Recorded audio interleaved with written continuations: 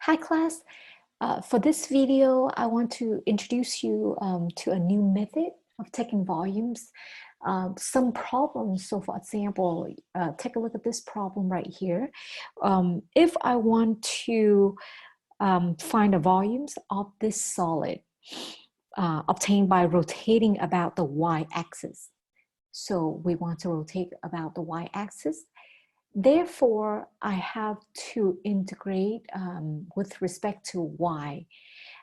Therefore, I have to solve for x, right? And you can see this equation right here is extremely hard to solve for x. So we introduce a new method. It's called a cylindrical shell. So pretty much we create a shell. Now, this method is going to be so much easier for problems like these.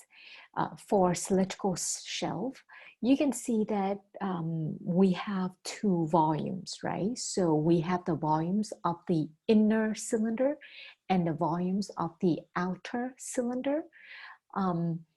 So we have a thickness right here. So we're going to call delta R, which is the thickness of the shelf. And we have R2 minus R1 for that. Now, the volumes is going to be 2 pi R times H times delta R.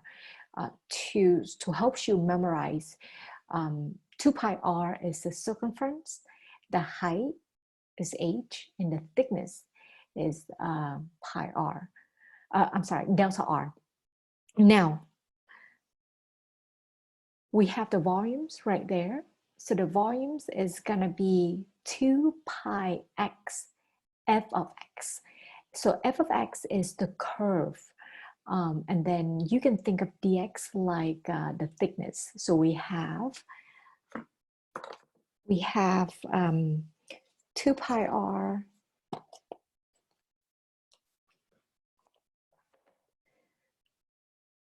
so we have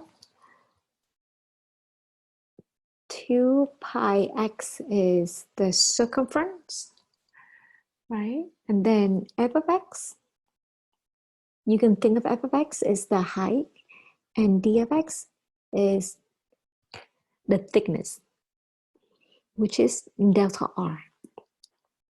Okay, so I want to show you something. So for example, I know this is just a thin piece of paper, but anyway, so this is the cylinder, right?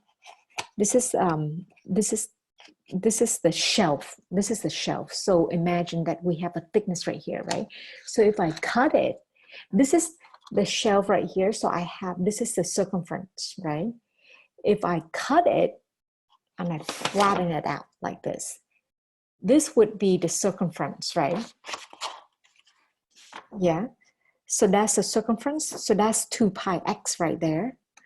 This is the height, right? And there's a thickness. That's dx right there. Okay. Therefore, we have the formula right there. Okay. So let's take a look at example 1. We want to find the volume of the solid obtained by rotating about the y-axis. The regions bounded by that curve, 2x squared minus x cubed, and then y equals 0. Y equals 0 is the x-axis.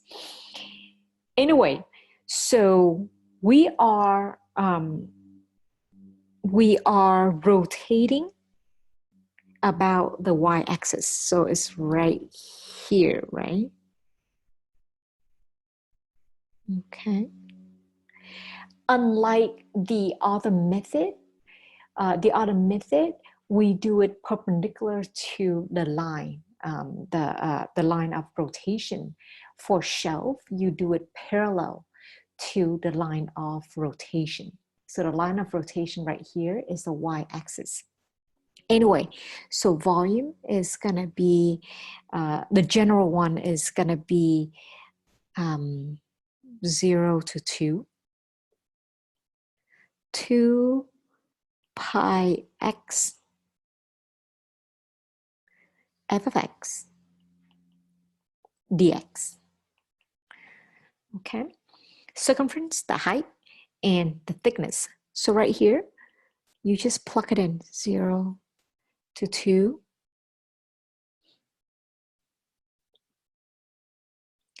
2 pi x times 2x squared minus x cubed dx. Okay, you can definitely take out the 2 pi. You can take out the 2 pi. And then make sure you distribute. So I ended up with 2x cubed minus x to the 4th dx. And then from here, we can take the antiderivative.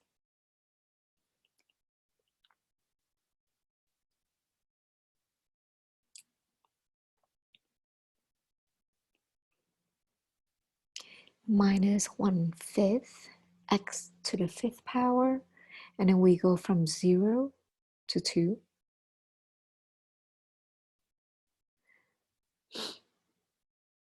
So what I have is 2 pi 8 minus 32 over 5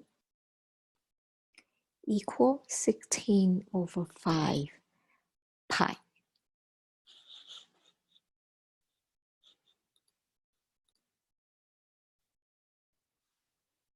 So for this example right here, we want to find the volumes of a solid obtained by rotating about the y-axis and the region between y equals x and y equals x squared.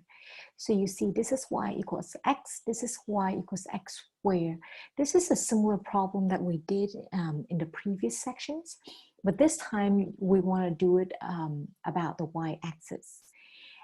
Anyway, so remember I told you the height, the height of the shell is parallel to the line of rotation here.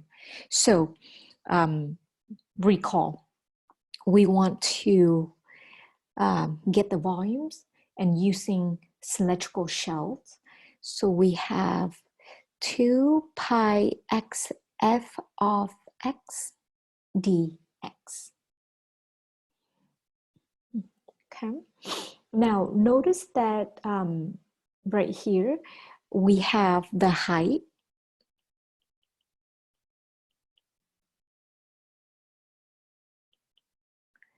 The height of the shelf is gonna be x minus x squared, right? Because x is, y equals x is on top, y equals x squared is on the bottom. So the height, you just take x minus x squared. All right, so now I finally can plug it in. 0 to 1. Hopefully you understand how I got 0 to 1. It's just the point of intersection. You set them equal to each other and solve for x, right? So I have 2 pi x times x minus x squared dx. And then from there, we make sure you simplify it. So I'm going to take 2 pi out. 0 to 1. So I ended up with x squared minus x cubed. I just distribute. So it's going to be 2 pi x cubed over 3 minus x to the 4th over 4. And then from there, when you plug it in, you're going to get 1/3 minus 1/4. Anyway, 0 is just going to be 0. So the answer is pi over 6.